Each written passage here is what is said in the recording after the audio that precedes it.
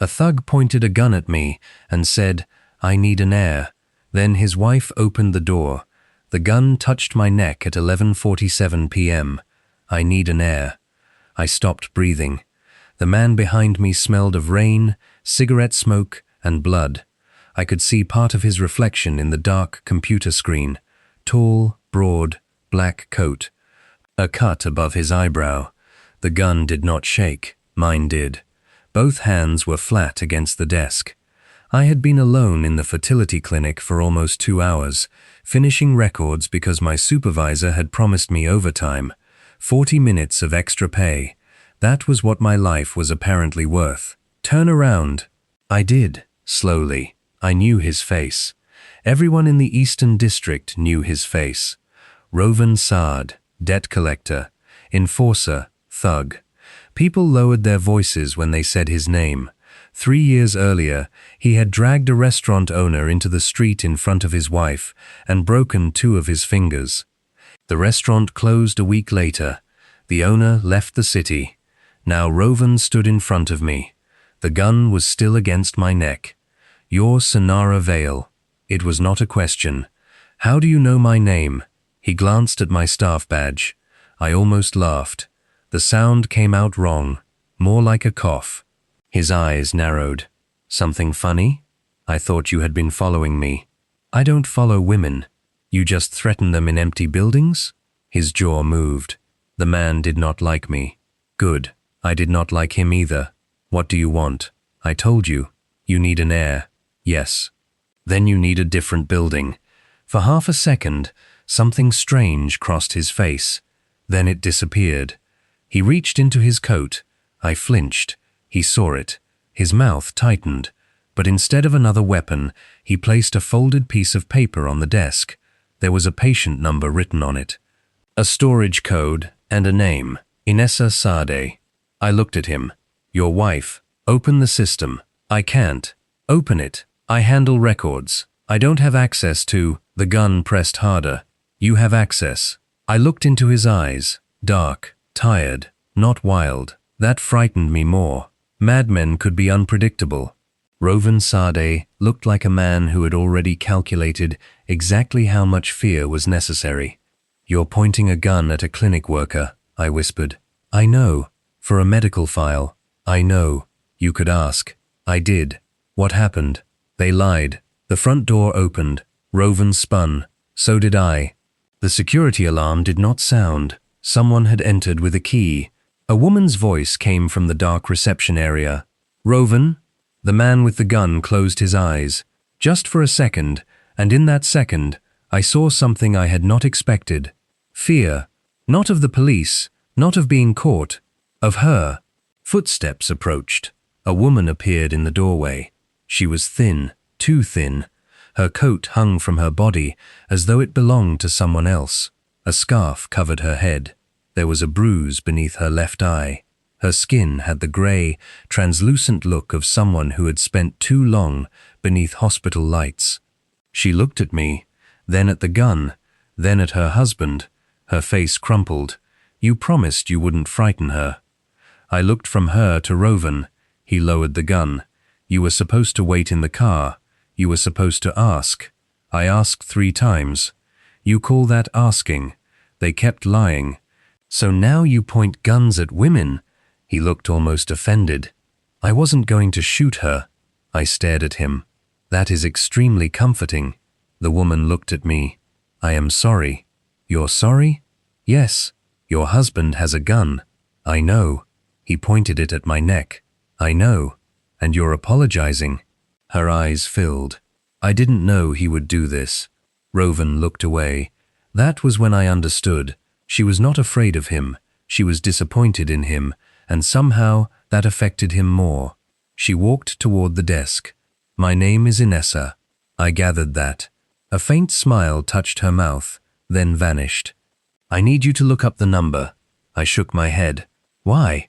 Her hand moved to her stomach. Not dramatically, almost unconsciously. "We had 2 embryos." The room went quiet. "Before my first treatment," she continued, "we were told to preserve them." I looked at her scarf, the bruising, the exhaustion. "Cancer?" She nodded. 3 years ago. Rowan stood behind her, watching. Not me, her, only her. The first transfer failed, Inessa said. The second embryo was kept here. And now, the clinic says it has been destroyed. I looked at Rowan. He spoke quietly. They told us it was still here 6 weeks ago. Inessa's voice became smaller. They have been collecting storage fees for 2 years. Something inside me changed. Not enough to trust them, but enough to look at the paper again. Put the gun away. Rowan did not move. I said, put it away. His eyes hardened. You don't give me orders. Then find another records assistant. Inessa turned. Rowan. He stared at me for several seconds, then pushed the gun beneath his coat. I sat, opened the system, entered the number. The file appeared. Inessa moved closer. Rowan stood behind us. I read the first line, then the second. My hands stopped. Inessa noticed. What? I said nothing. Sonara. I looked at her. The embryo was not listed as destroyed. It had been transferred. 3 days earlier. Recipient confidential. Doctor authorization. Edric Marl. Inessa grabbed the desk. Rowan stepped forward. What does it say? I turned the screen. His face emptied. Inessa whispered, What does transferred mean? I wished she had not asked me. It means someone used it. Her hand moved to her mouth. No, I don't know the details. No, Inessa, no. She turned to her husband. Our child is inside another woman. Rowan looked at me. I had seen angry men, drunk men, men screaming in hospital corridors, men throwing chairs. Rowan did none of those things. He became still, completely still. Where is Dr. Marl? I don't know. You work for him. I work for the clinic. Where does he live? I don't know. He reached for the computer. I slapped his hand away. We both froze. I had just slapped Rowan Said's hand. His eyes dropped to where I had touched him, then lifted to my face. Don't, I said. Something almost amused moved through his expression. It disappeared too quickly to be sure. I searched the emergency records, found an address. Rowan memorized it, then looked at Inessa. We're leaving. I stood. Good. He looked at me. You too? No. You opened the file. That was the end of my involvement. No, it wasn't. It absolutely was. You understand the records. So does a lawyer. We don't have one. Get one. Inessa suddenly sank into the chair. Rowan moved faster than I had ever seen anyone move. He caught her before her head struck the desk. Inessa, I'm fine. You're not. I said I'm fine. You need the hospital. I need to know where my child is. The way she said it ended the argument. Rowan lifted his head, looked at me. No gun this time, just desperation. Please. That frightened me more than the weapon, because I believed him, and that was how I entered their lives, by accident. Dr. Edric Marl was packing when we arrived. Passport, cash, documents. A suitcase stood open beside his desk. He saw Rowan and went pale. Then he saw Inessa, then me. His eyes stayed on me too long. Rowan noticed. Why are you looking at her? Marl said nothing. Rowan closed the door. Where is my child? Marl backed away. There is no child. Inessa stopped. What? The embryo was never viable. Her face changed. No. It failed months ago. No. The transfer record is false. Rowan took one step toward him. Marl rushed to continue. I kept the storage record active. Why? No one heard Rowan move. 1 second he was beside the door. The next, Marl was against the wall. Why? Money. Inessa made a sound behind us. Rowan turned. She looked like someone had cut something out of her while she was still standing. You knew, she whispered. Marl's face twisted. You were sick. What does that have to do with it? You needed hope. You charged me for hope. I thought you let me name a dead child. Rowan turned back. The gun appeared. Marl saw it. So did I. Rowan. He ignored me. He pushed the barrel against Marl's mouth. Inessa began crying. Not loudly. That made it worse. You let her pray for it, Rovan said. Mal shook. You let her talk to it. His finger tightened. I grabbed his arm. He looked at me. Move. No. He stole from her. I know. He buried my child and kept charging my wife for the grave. I know. You know nothing. Maybe not.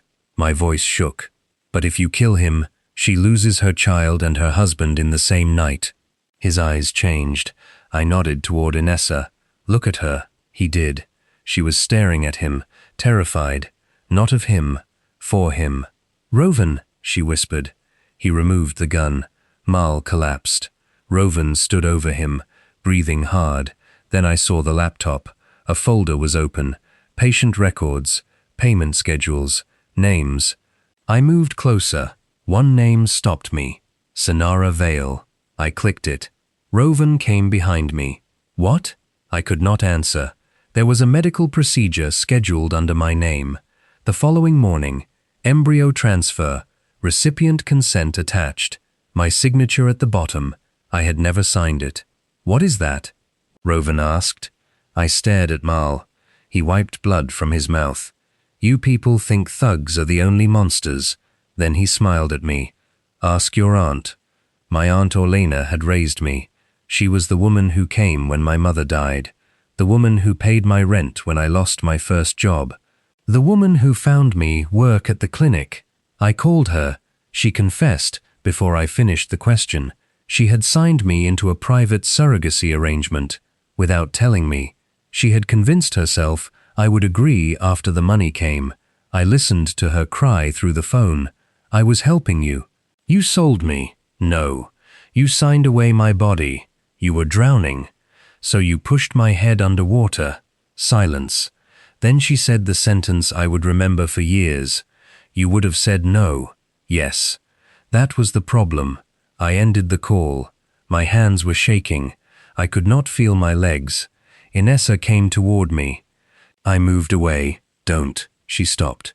I did not want comfort. Not from anyone.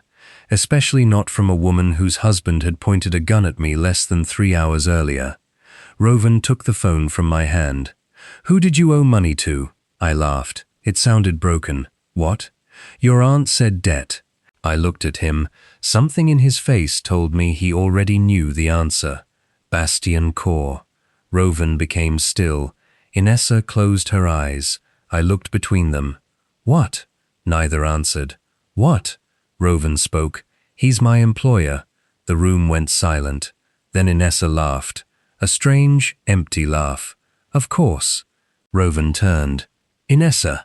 No, of course. She pointed at Mal. This man sells women. Then at me. She was going to wake up with someone else's child inside her. Then at Rovan. And the man paying for it is the same man you work for. I didn't know. Inessa stared at him. No. Her voice became quiet. You didn't ask. That hurt him. I saw it. She did too. The operation was larger than any of us understood. Bastian Core owned lending companies, betting rooms, private security businesses. He also secretly financed the fertility clinic. Women in debt were offered surrogacy. Some agreed. Some were manipulated. A few had signatures forged. Mal chose women unlikely to be believed. Poor women, single women, women without powerful families, women like me. I was not special. That was the ugliest part. I had not been chosen because of some mysterious bloodline. I had been chosen because I was easy. Mal was terrified. They'll kill me. Who? Rovan asked. You know who. Say it, Bastian. Inessa looked at her husband. Rovan looked away. What aren't you telling us? She asked. Nothing. Rovan, he sat. For a moment, he looked older. Inessa's treatment cost more than we had. She stared at him. I know. No, you don't. His voice was low. The second trial, the private treatment, the medication from Switzerland. Her face slowly changed. You said you sold the garage. I did. That couldn't have paid for everything. No. Where did the rest come from? Rovan looked at Bastian's name on the screen. Inessa understood. You worked for him. Yes. For my treatment. Yes. How long? 4 years. She slapped him. The sound filled the room. He did not move. You told me you were doing security. I was. For whom? He said nothing. Men like him? Yes. What did you do? Rowan looked at her. I don't want you to know. Her eyes filled. That means I already know enough. She walked away. Rowan did not follow. That was the first time I saw shame destroy a dangerous man. We copied everything. Patient names, bank transfers, forged signatures, payments, medication records. Rowan stood near the window, watching the street. Inessa sat beside me. For almost an hour, none of us spoke. Then she said, I hated you. I looked at her. When? At the clinic. Why? I thought perhaps you knew. I didn't. I know. She looked at her hands. I still hated you. I understood. Pain needed somewhere to go. I would probably have hated me too. She smiled, very slightly. Across the room, Rowan looked at us. I caught him. He looked away. There was no attraction then. Not yet. Only gratitude. Maybe see. I had stopped him from killing a man. His wife had trusted me. And I had entered a part of his life no stranger had been allowed to see. Before we left, Mal said something. Bastien already knows. Rowan turned. How? Mal looked toward the security camera. The red light was blinking. 3 cars were waiting outside. The escape was ugly. No cinematic victory. No impossible heroics. A car hit us from the side. Glass shattered. Inessa screamed. Rowan lost control of the wheel. I remember the car turning. Metal, rain. My head striking something. Then silence. When I woke, I was hanging from the seatbelt. Rowan was unconscious. Inessa was crying his name. Someone dragged me from the car. I kicked, bit, ran. I made it 20 meters.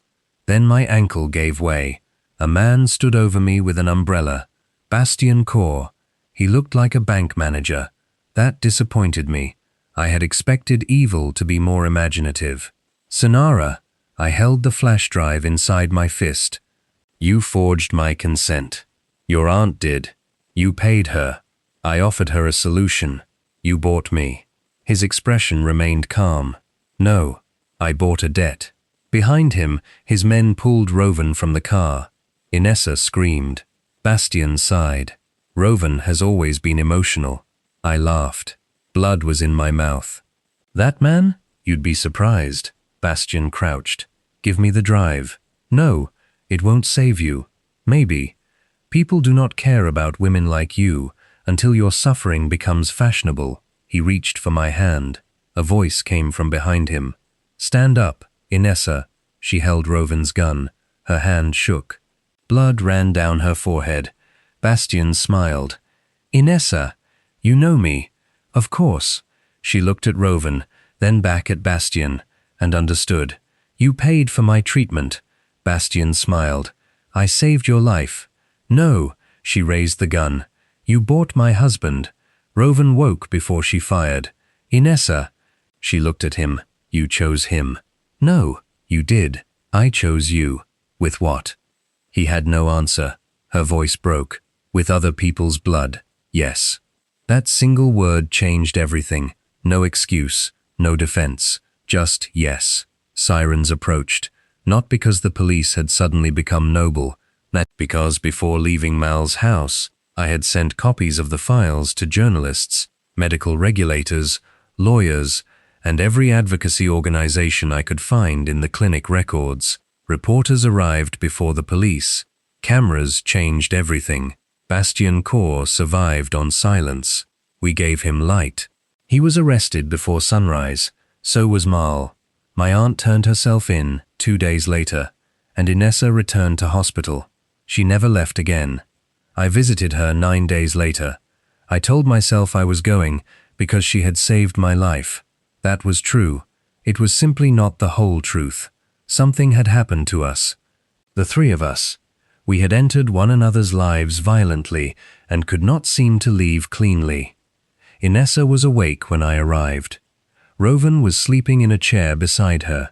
His head rested against the wall. His arms were folded. He looked terrible. I had never seen him without his coat, without the gun, without the hard expression. He looked younger, asleep and exhausted. Inessa saw me looking. "Don't worry," she whispered. "He wakes ugly too." I laughed. Rovan opened his eyes immediately. His hand moved toward his waist. There was no gun. He remembered where he was, then saw me. His expression changed. "You, unfortunately," Inessa smiled. Rovan stood. "Why are you here?" "I came to see your wife. She needs rest." Inessa rolled her eyes. "I have cancer, Rovan. Not a bedtime." He looked at her. She looked back. Something passed between them. Years. History. Love. He sat down. I stayed 20 minutes. Then 30. Then an hour. That was the beginning. I began visiting twice a week. Sometimes 3 times. Inessa had very few friends. Illness had a way of frightening people away. At first, everyone called. Then fewer people called. Then they sent messages. Then they sent prayers. Eventually, silence. I brought books, scarves, sour sweets she could still taste. Once, I brought a terrible magazine about celebrity divorces. She read every page. Rovan was always there. He slept in the chair, ate bad hospital food, argued with doctors, washed Inessa's hair when she was too weak to lift her arms. I began to understand why she loved him. That was dangerous. It was easier when he was only the thug who had held a gun to my neck. Then, one afternoon, I watched him kneel to put socks on his wife's cold feet. His hands were enormous, scarred. Careful. I looked away. He saw me. Neither of us said anything. A week later, Inessa asked me to help her drink water. Rovan was standing near the window. I held the glass. Inessa's hands were shaking. "Slowly," I said. She drank. I wiped a drop from her chin. Then I felt it. Someone watching me. I looked up. Rovan. His eyes were on my hands, not my face. My hands. He looked away immediately. I thought nothing of it. He did. Rovan began noticing me against his will. I did not know that then. I only knew he changed. He stopped speaking when I entered the room. He left when I sat down. If our hands came close, he moved his first. Once, I arrived in the rain. My hair was wet. My blouse clung to my arms. He looked at me, then walked out of the room so quickly I thought I had offended him. I found him in the corridor. "What is your problem?" "Nothing. You barely tolerate me. I tolerate you." "Beautifully. Go back inside." "Why? My wife likes you." I stared at him. "And you don't." His eyes met mine. Something happened. Small, instant, wrong. His face hardened. "No." He walked away. I stood there furious. But Rovan went into the stairwell. He closed the door, pressed both hands against the wall, and tried to breathe. His wife was dying 20 meters away. The woman he loved, the woman he respected, the woman he had sold pieces of himself to keep alive. And somehow, without permission, without intention, without any decency he could recognize, he had begun noticing another woman, me, the woman who had entered their lives by accident. He hated himself for it, so he decided to hate me instead. The colder he became, the more Inessa noticed. One evening, I left early. Rovan returned to her room. She was awake. "You hurt her." He stopped. "Who?" Inessa stared at him. He looked away. "I didn't hurt anyone." "You become stupid when you're frightened." "I'm not frightened. You pointed a gun at a stranger because you were frightened. That was different. Was it?" He sat beside her. "Inessa, look at me." He did. She studied his face, then said quietly, "You punish yourself for breathing near her." He froze. "Don't. I'm not angry. Stop." I said, "I'm not angry. I love you." "I know." His voice broke. "Then why are you saying this?" "Because you think I don't see you." He stood. She caught his wrist. Her hand barely closed around it. He stopped anyway. "You leave when she enters. She irritates me." Inessa smiled. You have always been a terrible liar. I don't want her. Good. He looked at her. She continued. Then sit in the room next time she visits. He could not. Inessa understood. Rowan sat again, his head lowered. I am sorry. Her face changed. For what? He could not say it. She waited. Finally, he whispered, for noticing that another woman is alive while you are dying. Inessa closed her eyes. He looked destroyed. I have never touched her. I know. I never will. I know. I don't love her. I know. I love you. Inessa opened her eyes. I know that too. He gripped her hand. Then tell me I'm disgusting. No. Inessa. No. Why? Because you have confused love with dying beside me. His face twisted. You are my wife. Yes. You are alive. Yes. Then wanting anyone else is betrayal. Inessa looked at him for a long time. Wanting is not the same as taking. He said nothing. Have you touched her? No.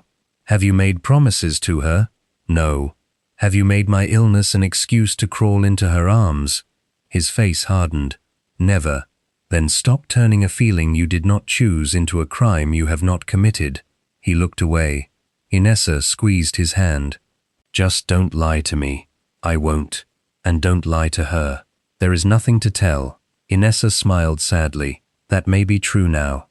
After that conversation, Rowan tried to behave normally around me. He was terrible at it. One afternoon, the three of us played cards. Inessa cheated. I caught her. Rowan defended her. She's sick. That doesn't make cheating legal. She could die. Not before she gives me back my money. Inessa laughed so hard, a nurse came in. Rowan looked at me. Really looked. I was laughing too. Something in his face softened. Then guilt hit him. I watched it happen. He stood. I need air. The door closed behind him. Inessa looked at me. I looked at her. What? Nothing. You're smiling. I am dying. Allow me entertainment. I put down my cards. What is happening? Between whom? Don't. She smiled. You two are exhausting.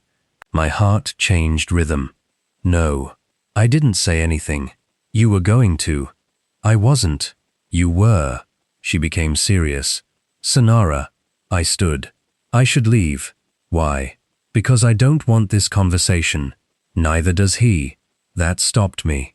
I turned. Inessa looked tired. Very tired. Nothing has happened, I said. I know. I would never. I know. He loves you. I know. I stared at her. She smiled. Do you see how often I have to say that? Tears filled my eyes. I hated them. I'm sorry. For what? I could not answer. She reached for my hand. You didn't come looking for us. No. He didn't come looking for you. No. You walked into each other because he was stupid enough to bring a gun into your workplace. Despite myself, I laughed. She did too. Then her face became serious. I am not giving you my husband. I pulled my hand away. I don't want you to. I know. Then why say it? Because one day you may remember only this conversation and turn it into permission. She looked toward the door. He is not property. Neither are you. Then back at me.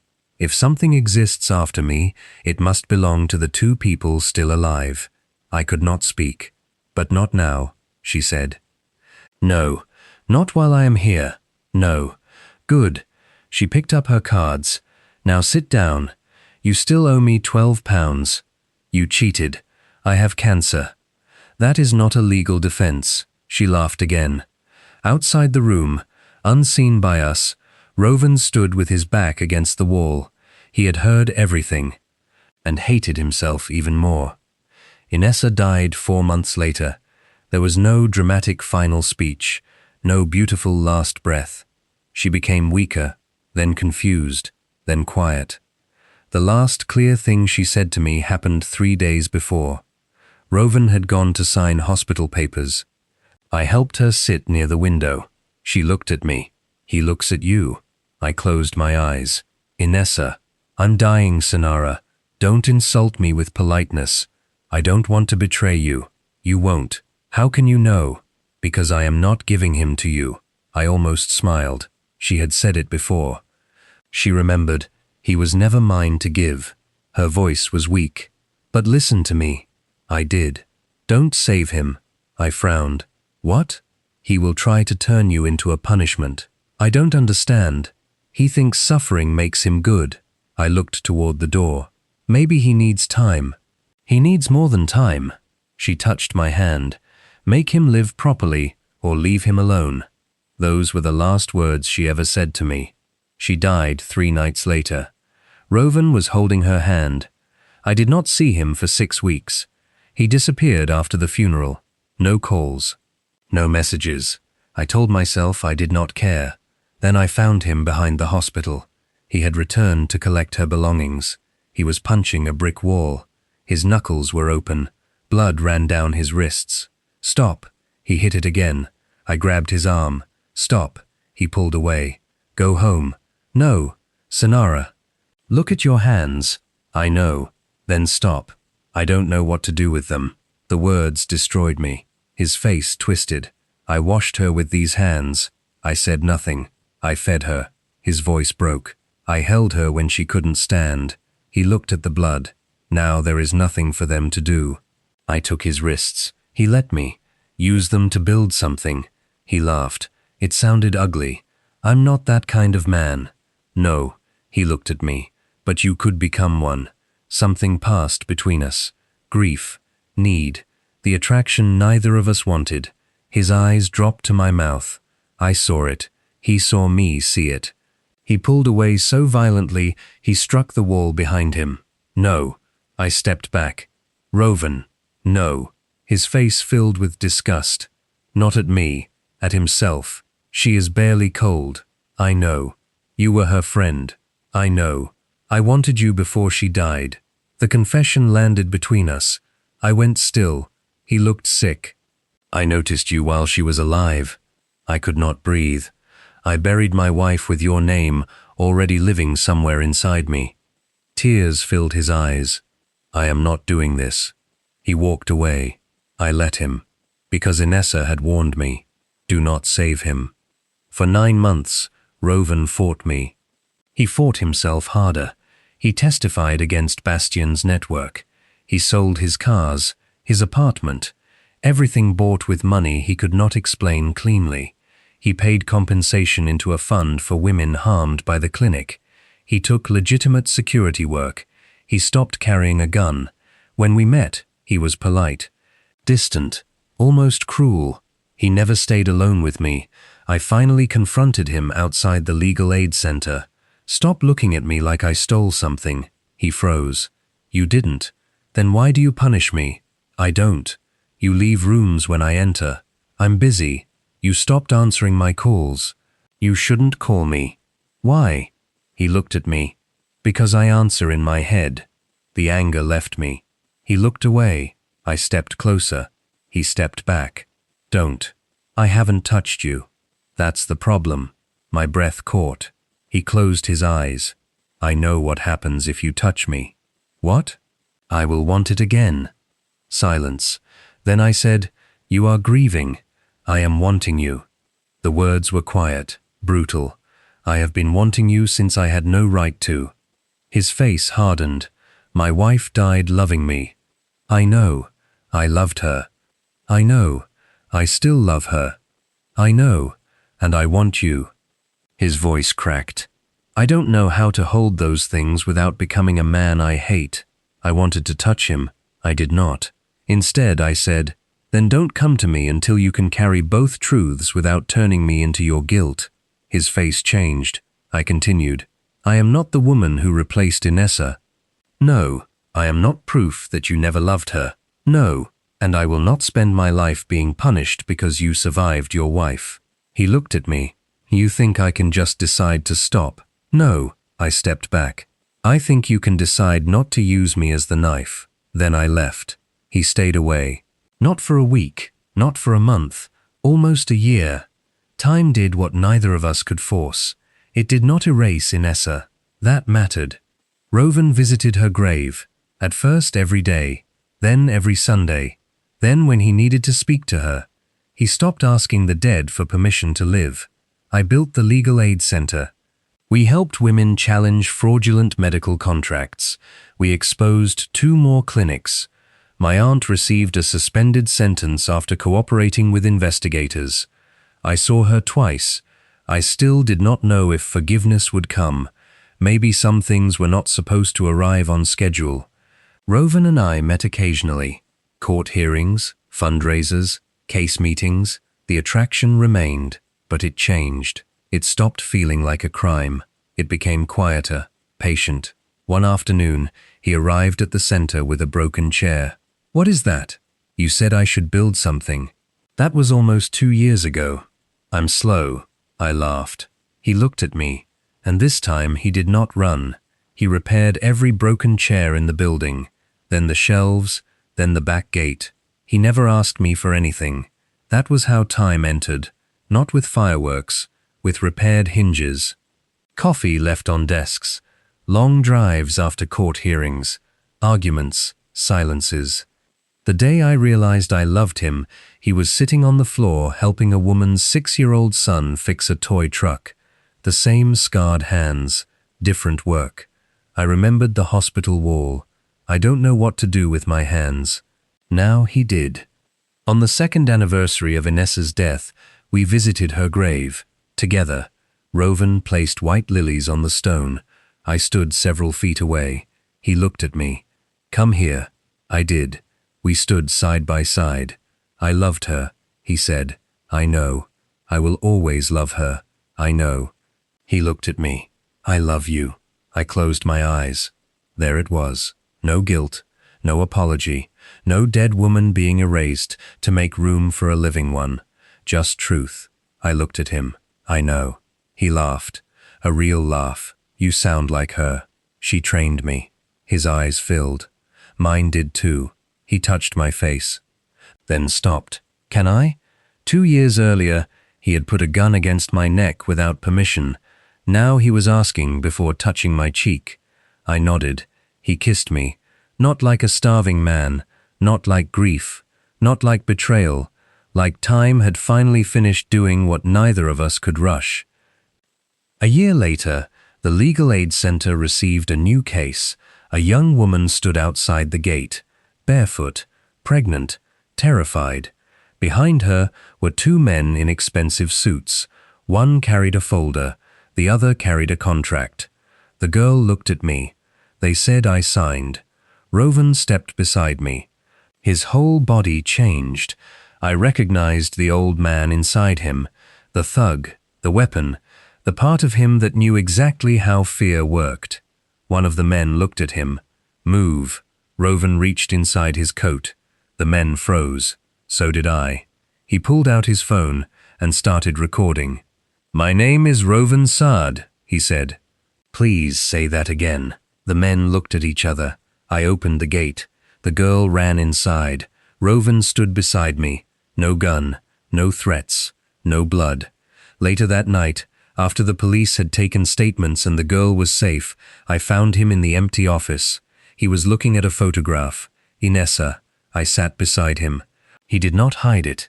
"She would have liked this place," he said. "She did." He looked at me.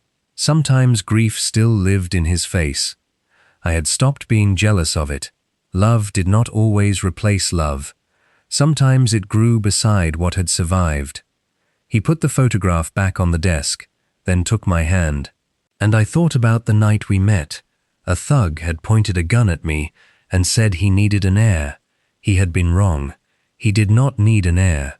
He needed to discover that desperation did not excuse cruelty, that sacrifice did not erase guilt, that loving one woman did not mean he had to die when she did, and that the stranger who entered his life by accident was not waiting to replace his wife. She was waiting for him to become a man capable of loving her without making that love a betrayal. It took crime to bring us together, grief to separate us, time to make us honest, and fate simply waited until we were ready. If this story stayed with you until the very end, thank you, truly. I write these stories because I'm fascinated by people, the choices they make, the mistakes they regret, the love they never expected, and the moments that change everything. Every character, every plot twist, every emotional turn, and every ending begins as a blank page before it's carefully written into the story you've just experienced. While AI-assisted narration and visuals help bring these stories to life, the stories themselves are originally written by me, from the first idea to the final twist. If you enjoyed this one, I'd be grateful if you liked the video, subscribed to the channel, shared it with someone who loves emotional stories, and turned on the notification bell. It really helps me keep creating more stories for you. Until our next journey, Jetta Veline.